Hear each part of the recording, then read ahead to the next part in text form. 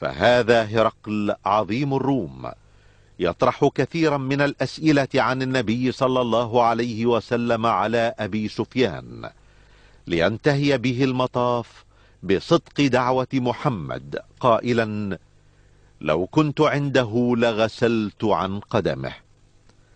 أما النجاشي ملك الحبشة فقد أخضل بكاه لحيته عندما سمع بعض ما جاء به محمد قائلا: إن هذا الكلام والذي جاء به عيسى ليخرجان من مشكاة واحدة.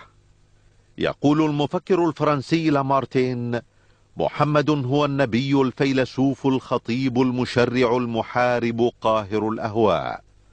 وبالنظر لكل مقاييس العظمة البشرية أود أن أتساءل: هل هناك من هو أعظم من النبي محمد؟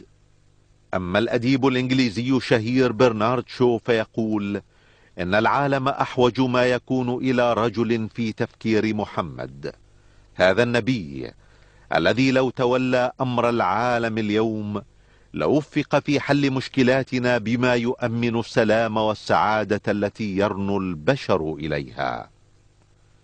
أما مايكل هارت فيقول إن اختياري محمدا ليكون الأول في أهم وأعظم رجال التاريخ قد يدهش القراء، لكنه الرجل الوحيد في التاريخ كله الذي نجح أعلى نجاح على المستويين الديني والدنيوي.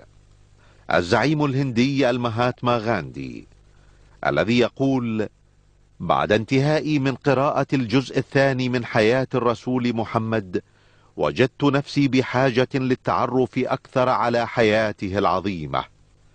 إنه يملك بلا منازع قلوب ملايين البشر.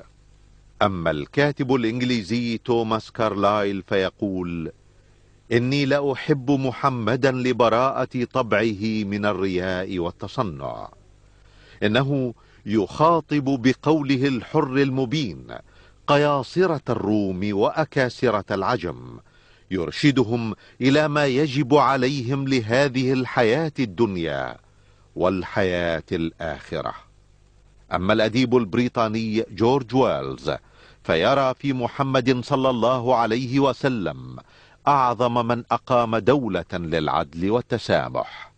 أما الباحث الإنجليزي لايتنر فيقول: إني لأجهر برجائي بمجيء اليوم الذي يحترم فيه النصارى المسيح عليه السلام احتراما عظيما باحترامهم محمدا.